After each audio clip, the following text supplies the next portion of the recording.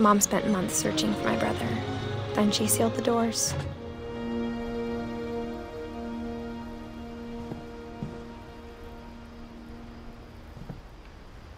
Whatever Milton had found in the house, Mom didn't want it getting out.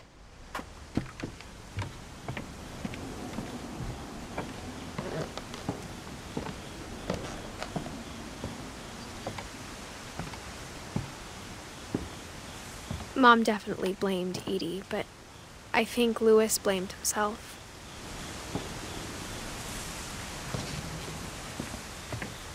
After he graduated, he just spent more and more time in his room, until Mom got him a job at the cannery.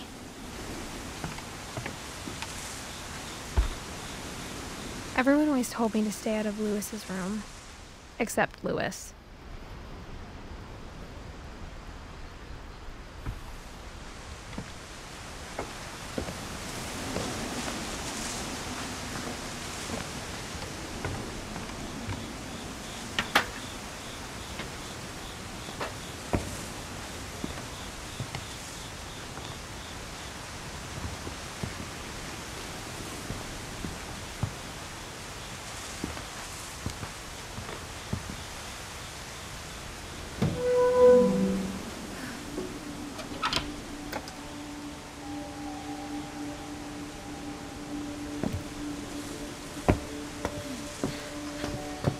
Louis's room smelled very, very familiar. That part of him lived on.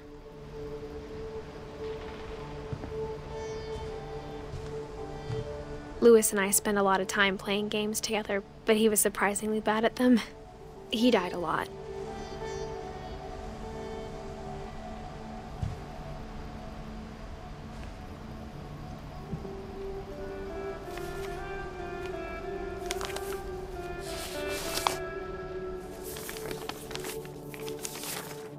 Dear Mrs. Finch, as Louis's psychiatrist, I can understand your desire for an explanation.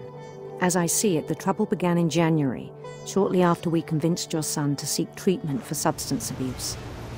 Newly sober, I believe Louis first noticed the monotony of his daily life.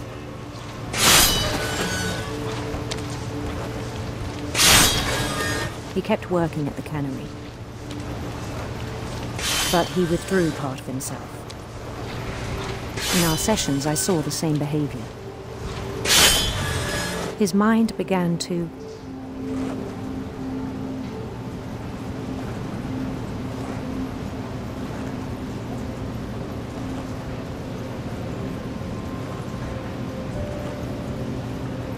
wander.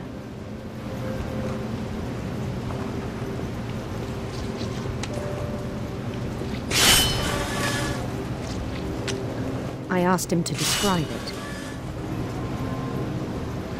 He said he started small,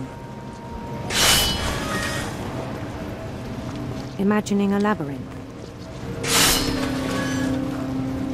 He'd feel his way about.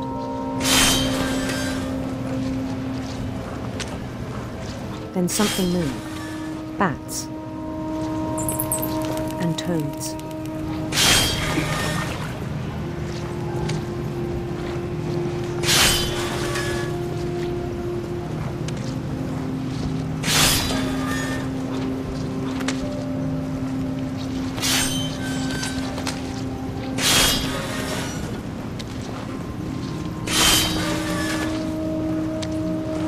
Things that have not names.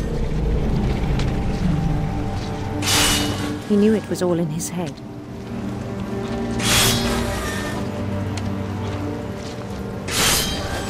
But he took it very seriously. I had hoped he'd find himself.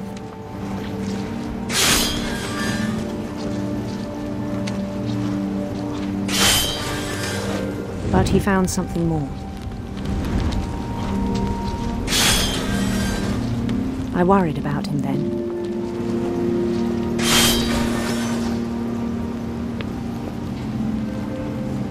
Daydreaming at the cannery. I spoke with his boss. But he said Louis had become a model employee. Methodical, tireless, focused.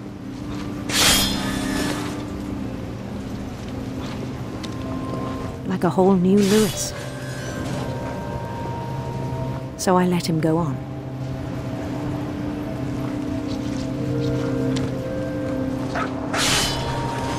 I even encouraged him.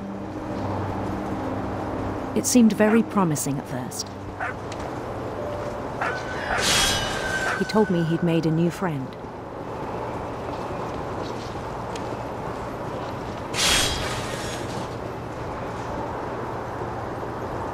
On the edge of a city he named Lewis Topia.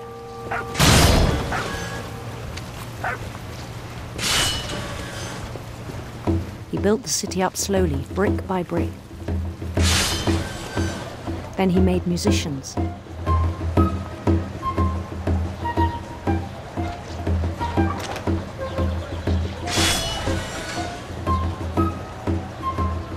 And songs for them to play. He talked about starting a band. And he was always humming something. Every day his imagination grew stronger.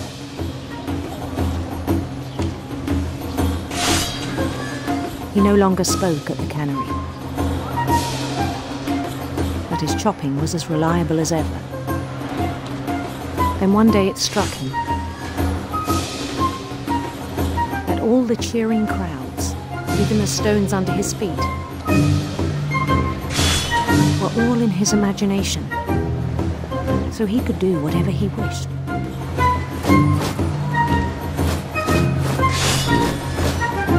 He held an election for men.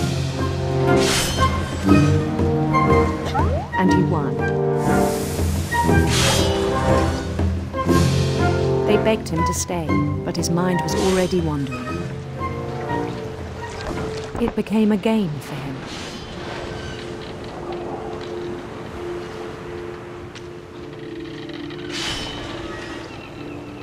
He'd conquer a city, then immediately push on.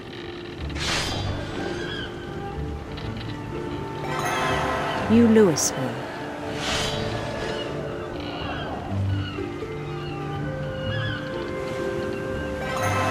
St. Louis. He started drifting away from our reality.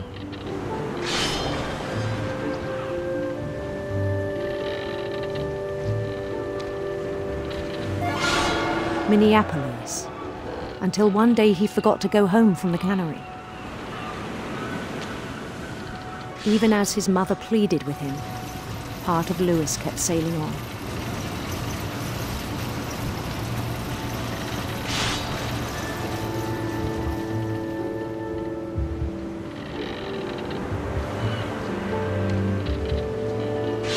In Lewisburg, he heard rumors of a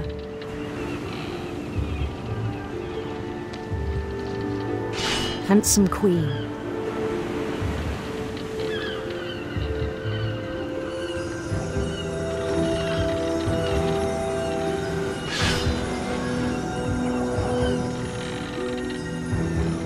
The queen was on her own quest for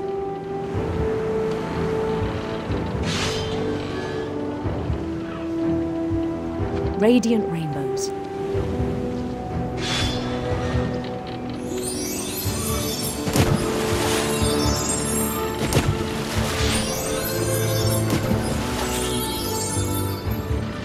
He followed the sound of her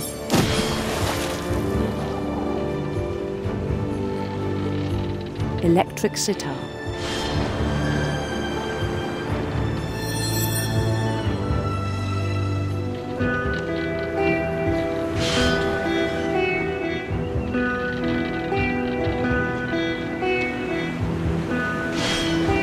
His chase led him to a golden palace east of the sun and west of the moon.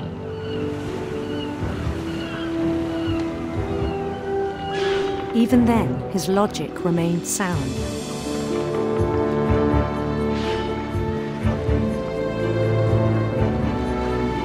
He knew the world was all in his imagination.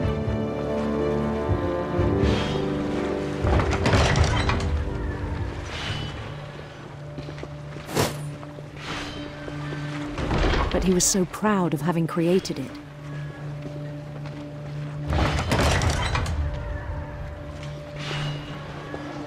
In his own eyes, he'd become something greater than a king.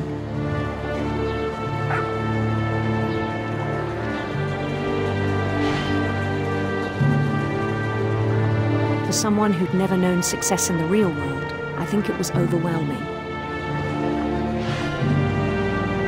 And then it struck him that the real Lewis was not the one chopping salmon, but the one climbing the steps of a golden palace.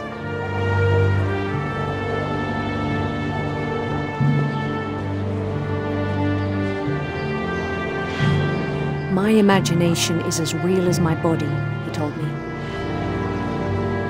It was hard to argue with him.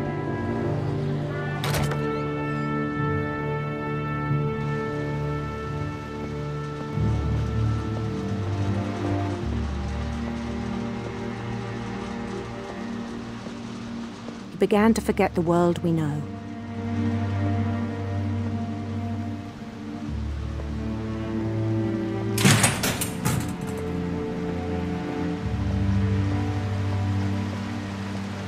I think it pained him to remember Lewis, the cannery worker.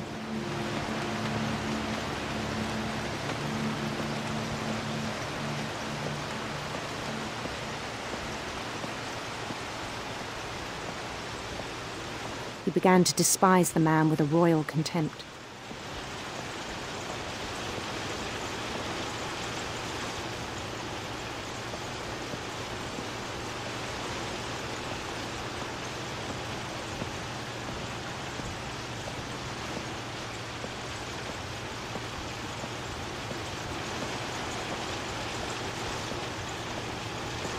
I still thought I could save him.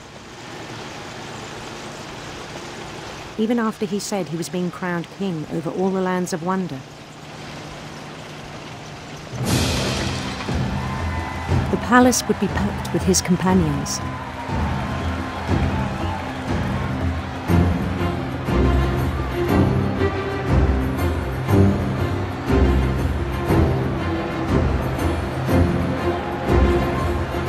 Including the wise Calico who'd insisted on advising him.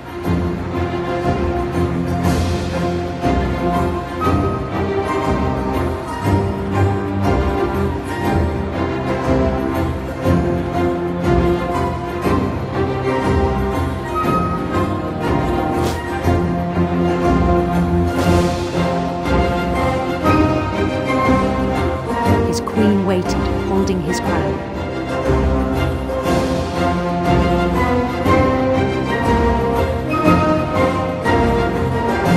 There was only one thing left to do.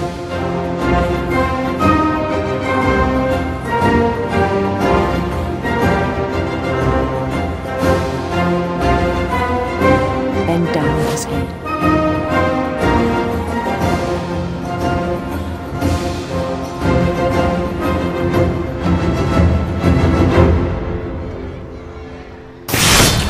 And the rest I think you know. Mrs. Finch, your son was a kind man who will be missed by all of us who knew him.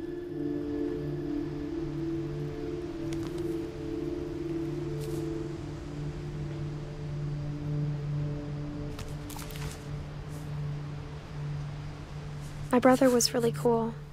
I wish you could have met him.